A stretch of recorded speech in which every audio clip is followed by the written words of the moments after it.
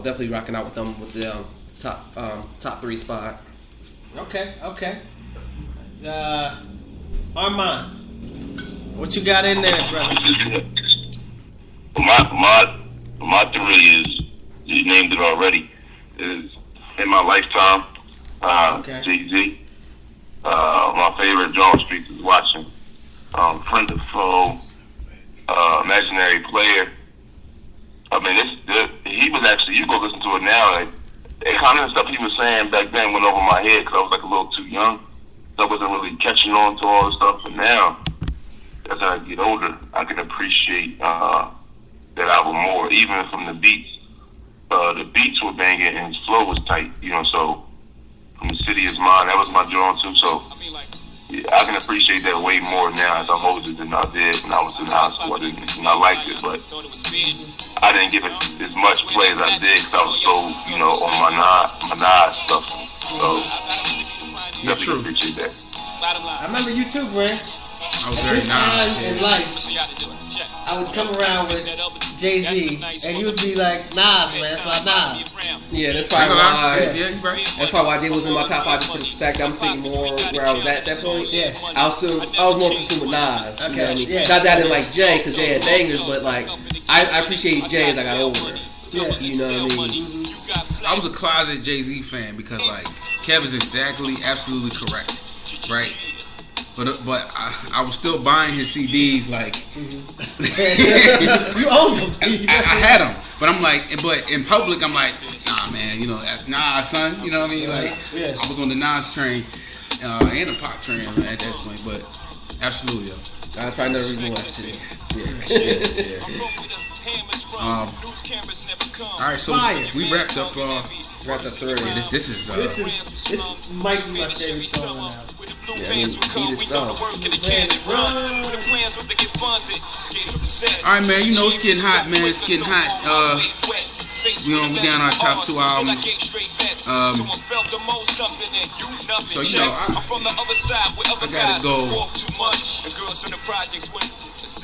I gotta go. Frank White. Gotta go Biggie. What to say? So, you got Biggie actually passing away this year, which is very sad. I just remember, like, in 97, just hearing just this song banging out of cars and at the courts playing ball hooping and Biggie was just the man, you know what I mean?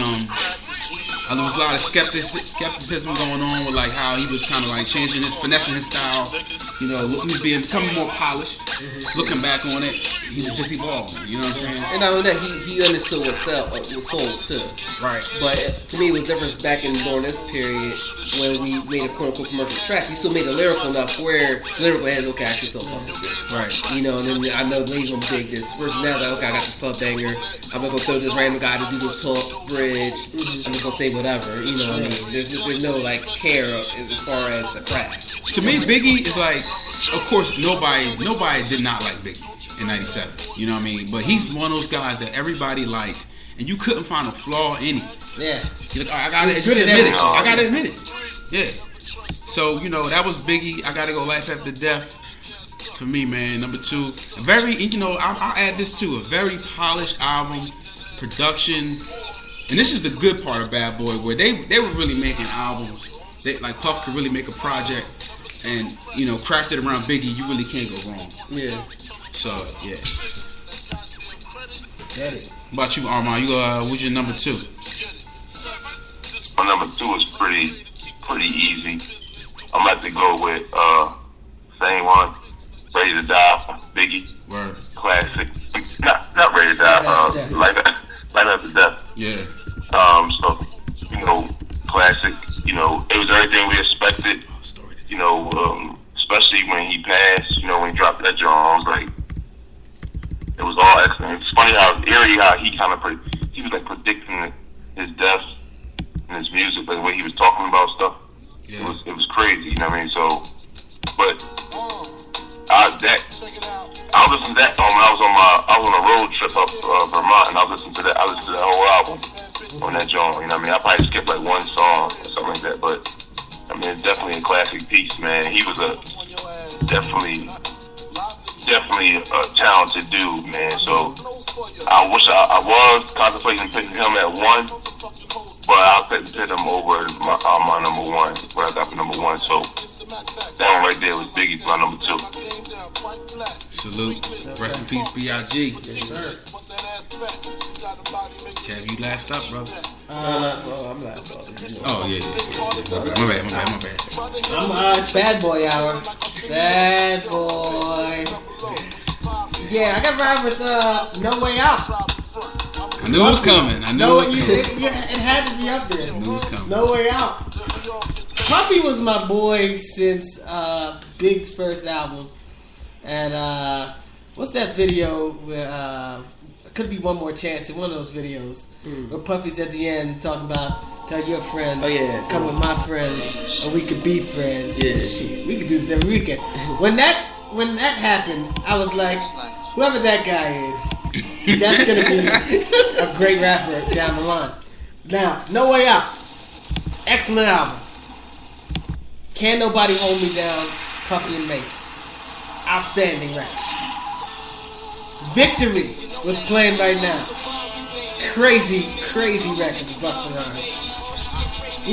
Puff knew synergy, right? Puff knew that, if I want to do well, I'm going to have everybody that's big on my record.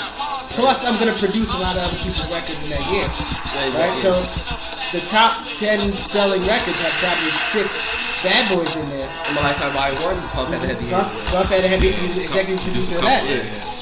He produced Big Willie Style. No. He had pieces of that. And what a lot of people don't realize, he also made Busta start rapping softer. Because Put My Hands Where I Can See, he was like, that's when he was like, you heard that interview? Yeah. Outside of the shiny suits, right? Outside of the shiny suits, you had this song. Great intro. Yeah, all about the Benjamin came in.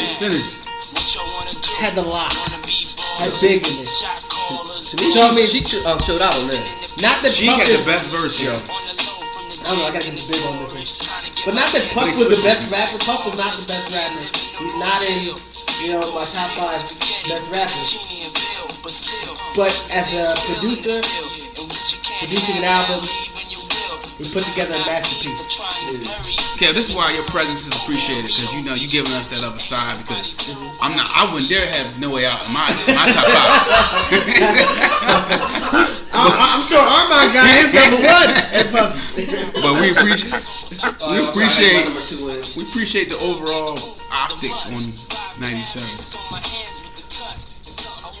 I guess number 2 for me, and this is the bias part of me coming out, but Art of War, Bone Thugs, I put on there, and another double album that maybe could have been trimmed down to 1, possibly, but I think overall both solid effort. It didn't have maybe like major 3, hits. wasn't it 3? No, it's two albums. Okay. I mean, they could have probably split up into 3. How long the both of those albums were. I mean, they have the that joint was like Diamond too, yo. Oh yeah, I think they sold 6 or 7 million on this album. I remember being young as hell and being like, man, these guys are rich. I mean, they're the highest selling rap group of all time. Unfortunately, they had probably one of the worst deals. I mean, no rap group was coming close to them as far as sales. You know what I mean? But think about it. Bone, one of the only groups that did a track with Pop, did a track with Biggie, did a track with Pun.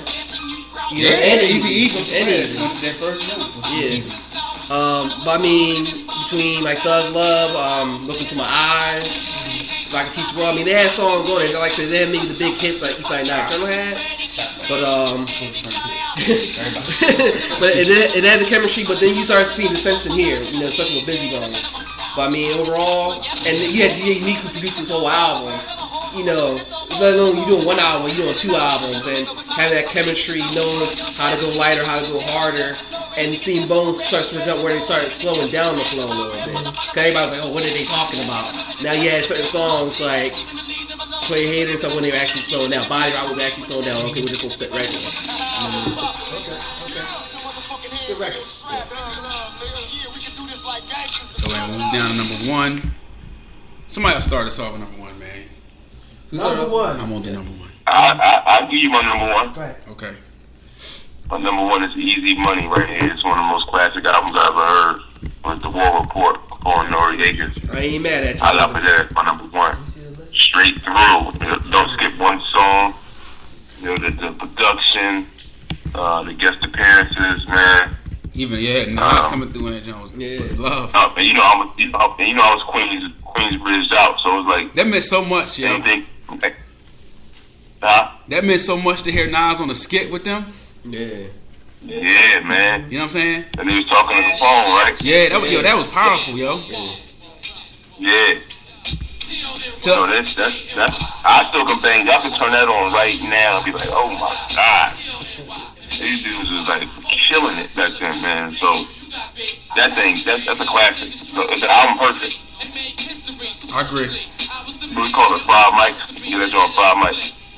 Oh, yeah. It's like life music, you know. It's life music. That's music that you can kind of. You can kind of grow up to that music. You know what I'm saying? Exactly. Well, we did. I can't. You know, shoot your back out position. All right, man. Who up next? Here, number one. I had up number one. Number one album, 1997. I went Life After Death. Biggie was my number one. I just think it was like, a flawless double album. I mean, to me, really no fillers on there at all. And besides that, I had my favorite collab of all time, Notorious Thugs. Oh yeah. When Biggie came out with the double time flow. And this is he could do that. And this is how we know we appreciate music on a different level than some of the kids today. And I'm not saying that they don't, but here's a time when we got the exclusive joints. Like when this first came out, Notorious Thugs, we only had heard Biggie's and Busy verse for the first 2 weeks it came out. I remember when 103.9 first came out. I remember they played the whole joint. Yeah, they would cut it off towards the end of Busy into Crazy. So it was like, oh man, what's going to happen next? You know what I mean? So the anticipation, the excitement. So it was about a month later, then you heard the whole song, like, damn. And just hearing Biggie to show up, like, on there, and like, is he rapping like this? Because, you used to Biggie with the smooth flow, ladies, man, and hear Biggie, like, I'm just gonna just rip it, you know what I mean? And I remember when they were talking about Busy and Crazy, he kicked everybody out the room because he wanted to make sure he could rap that way. Because he didn't want to be embarrassed by Bone. And what's funny is the person who was pretty much the mastermind was Wishbone, what I didn't know. Comparing Wish and Big were like this, But Wish for a reason couldn't make it to the studio that night. That's why he wasn't on the track. That's why you ended up just having, Busy, Crazy, and Ladies. Wish probably worked out for the best. I like Wish. He's not on there, yeah.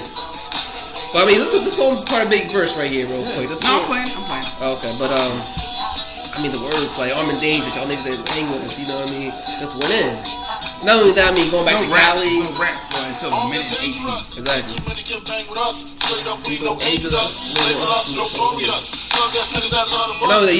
back to Cali, and it was almost like he knew he was going to die. I mean, looking at the first album, Ray died, took out Life After Death, it was almost like same way Pop was like, they kind of knew they were going out early, and you heard different songs where they already cared. You ain't nobody till somebody kills you, you know what I mean? But this is a phenomenal album. Puff Mastermind on this. I got a different interpretation on that. What? Oh, Life After Death? Yeah. Oh, you talking about like a celebration of life? I feel like Ready to Die was like, I'm shedding the skin of this old guy, like this street dude. I'm a father now. Like I gotta feed my family, and to me, like I feel like he was embarking on really what we see with Jay-Z now. Like I look at it like after that. Like I'm not that guy. I'm not Biggie Smalls no more. I'm the Notorious Big. You know what I mean? That's how I look at it. Well, so I can see that in that aspect there, as far as you talking about the growth, the artistry, and it. Life After Death was being like, okay, this is street style here. So like I said, I'm killing this, but like I said, I'm morphing into this. Rebirth, yeah. But I mean, of course, it was little nuggets too of like paranoia. Oh yeah, I mean, he was very paranoid too. Yeah. While we on Biggie, man, I will just give this out here real quick. We don't really give him enough credit, I believe, about like how intelligent he was. Because like when we do these reviews, like we're going back and looking at albums and stuff. Like he already had Junior Mafia in the pocket Like he already had, like he had planned that album. Like, okay, we're gonna put Dream Mafia out.